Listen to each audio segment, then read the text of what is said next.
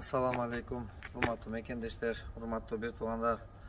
Азыр биздин бүгүнкү күндө коомчулуктан көптөгөн кайрылуу болуп аткандыктан жетишүүгө дагы мүмкүн болбой турган учур болуп калып жатат. Себеби колубуздан келишинче аракеттер. Азыр бизге кайрылган кичинекей Шабдан деген мекендешибиз бар. Бул Шабдандан кабар алып, сиздерге маалымат берип коюп турууна туура көрүп атабыз. Анткени Шабдандын акыбалы чындыгында оор. Ошон үчүн бүгүн Кудай буйрса таңгамал Индияга кетүүнүн алдында турат. Экран алдындагы реквизиттерге сөзсүз кол сунуп туруңуздар, достор. Ошондой эле сөз башында экинчиден ушул видеону дагы бөлүшүп көп бир болуп турсаңыздар өтө жакшы болот. Ошондуктан барыңыздардын кайрылууда чакырабыз. Биздин бул кылып аткан аракет өзүнүн жакшы жыйынтыгы менен анан буюрса Шабдан менен биргеликте биз менен бирге кабар алыңыздар. Шабданыбыз 4 жашта. 2 жашынан баштап ушул кандын ракурсуна чалдыгып калды. 2019 жылдан бери ушул онкологический больницада химиотерапия алып, 2 жылдан бери ушу Шабдандын өмүрү менен күрөшүп келатабыз. Акыркы учурда Шабдандын ден соолугу начарлап, химия уже балама жардам бербей калды. Бизди тез аранын ичинде пересадка костного мозга жасатпа деген. Буга чейин Турцияга барабыз деп аракет кылып сумма акча чогулттук. Бирок Турцияга барганга акча каражат жетпегенге байланыштуу биз азыр Индияга барайын деп жатабыз. Буга чейин ушу кыргыз элим, мусулман бир туугандарым жардам кылып келдиңиздер. Дагы жардамыңыздарды аябаңыздар Шабданга. Шабдан 3 күндөн бери ушунун төшөккө жатып калды. Тамак ичпей, суу гана ичип атат. Эч жерин кыймылдатпай атат. Ыйлаган сайын азыр обезболивающий дары ичирип коюп отурабыз. Кудай буйрса бүгүн учуп аман-эсен Индияга барып алсак, Аллахымдын жардамы менен, сиздердин жардамыңыздар менен ушул Шабдан балам өз мекенине аман-эсен кайтып келсе экен, ата-энесинин, бир туугандарынын маңдайында аман болсун. Турция бизге $80,000 деди. $80,000 деди. $80,000 деди. $80,000 3 айдын аралыгында чогултуп, 3 айдын аралыгында кетишибиз керек болчу да. $80,000 чогулта алган жокпуз 3 айдын аралыгында. Анан азыр ошо Кудайга шүгүр эл бар экен. Ошо элден түшкөн акча менен азыр Индияга сапар алган турабыз. Кудай буйрса Аллахым жолубузду чыр кылсын. Буйрса Кудай, сени бул карындашым. Бул бүгүнкү силердин көз жашыңар. Мен канчалаган эне менен мынтип отурдум. Канчалаган элдин үнүн силерге жеткизгенге аракет кылдым, достор. Кайгы менен ушинтип кайрылган эне көз жашы кубаныч менен аяктап, бүгүн канчалаган энелер балдарын бооруна кысып, сүйүнүч менен отурат. Ошол сүйүнүчүнө силер себепкер болуп келдиңер. Биз себепкер болууга аракет кылдык. Ошонун жыйынтыгы бүгүн канчалык жакшы көрсөң, көңүл кубанат, жүрөк сүйүнөт. Анан азыр да буйрса, силер ыйлагыла. Кудай буйрса Аллах Таала мээримдүү зат. Жараткан берген дартына дабасын берип, жакшырып, азыр барып, анан жакшы сүйүнүч менен келүүнү жараткандан биз да тилектешпиз. Азыр Кудай буйрса элге дагы аябай ачык айкындык биз үчүн дагы жакшы иш. Ачык ортобузда эл менен биздин ортобуз ачык болуп турусу. Ошон үчүн бул нерселер маалыматтар так болгон жакшыраак болот. Азыр достор, Турция мамлекетине баруу үчүн $80,000 каражатты бул ойдан жакшырып кетүүнү ошончо каражат талап кылат экен. Бирок анча каражат толук болбогондуктан бүгүн канча чогулду общий элден? Общий элден $35,000 чогулду. Кудай буйрса ошол чогулган акчасы менен бүгүнкү күндө бул колдо турган. Бул мен билгеним менен эл билбейт, ошон үчүн элге билгизип, Кудай буйрса. Анан дагы да ушул чогултуу дагы зарыл, себеби азыр $35,000 бул Индия мамлекетинде биз сүйлөшкөнүбүздө ушулдан ден соолуктан жакшырыш үчүн $35–40,000 тегерегинде каражатты камтыйт деди. Андыктан азыр эгерде барып төгүп отурган болсо, $35,000 десе, биз дагы мүмкүн болушунча аракет кылып жатабыз, достор. Сиздерге ушул дагы так элге маалымат болушу керек, жакшы билиңиздер. Көп учурда көп адамдар Турцияны бизге айтышат. Ошол учурда биз айтып атабыз, Индия менен Турциянын ортосундагы айырмачылык медицинанын деңгээли бирдей экендигин биз дайыма көрүп келебиз. Бирок ошол учурда тейлөө жана ошондой эле мисалы тамак аш, жатакана баардыгын эске алганда Турция бул кымбатка түшүп калат.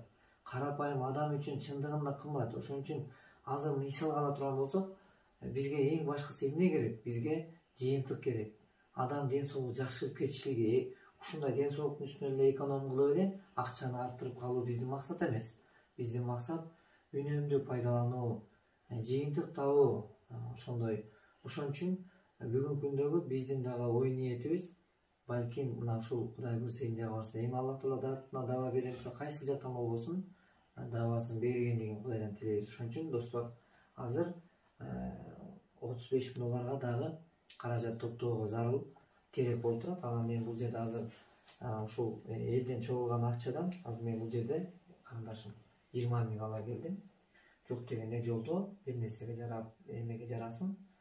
Ушул чогулган каражат дагы буну да сиздер бердиңер. Урматтуу достор, мекендештер, карапайым элден биз ушундай ыраазыбыз. Себеби ушул ишти алып барып жүрүп, бир дагы чиновник келип, бир дагы өтө чоң завод фабриканын ээси деле келип, мен ушундай зекетимди берейин дедим эле деп келгенин мен чындыгында көрө элекмин. Мындай учур бизде көп кездеше элек. Бирок 5-10 сомдон чогулган акчалар болчу. Бул акча дагы карындашым Айжан деген мекендешибиз кече күнү биздин жаныбызда эле.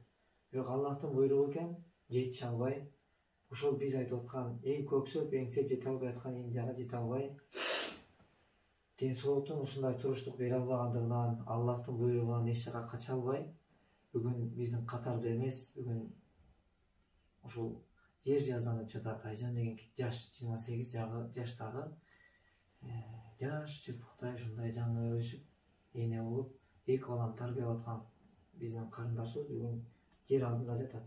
Карындашым, мен деле ушул ишти кылып көп жүрөгүм ооруйт да. Анан ушул каражат ошондон чогулган.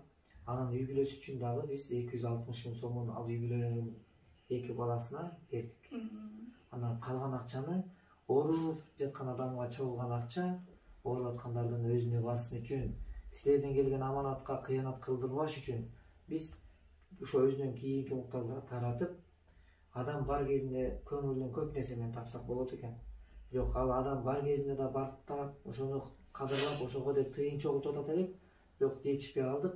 Бүгүн эми жок дегенде тамак аш же дары алып бара албай турган жайда болгондуктан ушул чогулган акча берсек ал сизге, сиз дуа кылып койсоңуз, ошол ушу соопка айлана ошогон өзүнө дагы барып турса экен деп үмүт менен сизге келип атабыз, мына Шабданга. Аллах разы болсун сиздерге да. Азамат байке бул үчүн азыр. Анан ушуну Айжанга деп бир дуа кылып коюңуздар, ушул албагына ушул жетип турган болсун. Аллах Таала ушул ооруп аткандарга дартына даба берсин. Биз аз күнчөлүк өмүрдөбүз, достор. Ким кандай өмүрдү сүрүп жаткан болсо, сиз кайда отуруп бизди көрүп жаткан болсоңуз, бирок биз канткен күндө дагы өмүрдөн өлүмгө жакындап баратабыз. Бирок бизде саналуу гана убакыттар берилген. Ушул убакыттар өтүп, ошол чегине жеткен күнү, мына сүйлөп аткан мен дагы, көрүп аткан сиз дагы, мына турган эне бардыгыбыз бул дүйнөнү таштап кетебиз. Жок, ошол аз убакыт өмүрдү адамгерчилик менен жашайлычы, достор. Силерден көптөн көп өтүнөч. Бул арзыбаган нерселер, аракеттер, мээнеттер. Бирок бул эртең сиз менен биздин ушу кичинекей кабырда караңгы жайда жатканда, жана ушул дүйнөдө дагы уул кыздарыбыз үчүн, эртеңкүбүз үчүн чоң өз пайдасын берет. Кудай буйрса, силер жакшы жетип алгыла, аны нерседе Кудай буйрса биз тилектешпиз дайыма. Анан жакшы сүйүнүч менен келгиле, мен сиздер менен дайыма кабардар болуп турам. Байланыштабыз, кече жакында эле кеткен мекендештерибиз бүгүн жакшы анализдерди тапшырып, ушул жерде Кудай буйрса. Рахмат сиздерге да, Азамат байке. Ушу Азамат байке кайрылдым эле, ушу Азамат байке Кудай буйрса бизге жардам берип атат. Сизге да ишиңизге ийгилик, ден соолукта болуңуз. Ар дайым бизге окшогон карапайым элге кол сунуп жардам берип жүрүңүз.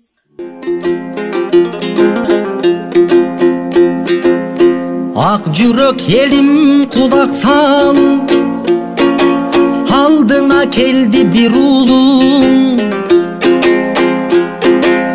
ашылып дарты күн санап алсырап турган кулунун бору кер элим кулак сал бозоруп турат бир уулуң бүгүндөн калбай колунсун боздобосун чукулунуң илдети иштен күчөнүп изгойлор менен түзөнүп калкына турат сүйөнүп оорусуң иштен күчөнүп ойлорун оңдоп түзөнүп жашоону сүйгөн жанинимей журтуна турат сүйөнүп гүл ачар кези бүрүндө арачы болуп дартына калкын айланалы бир бүтүнгө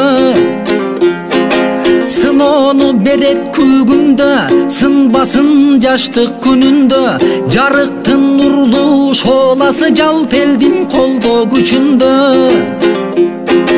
кайдыгер болбо калайык туюктан жолду табалык ойноп бир күлөр кезинден тынчтык ооруга калды камалып солкулдак жанды соолутпай соолугун көздөп алалык үшүтпөй бейтап жүрөгүн үмүттүн отун жагалык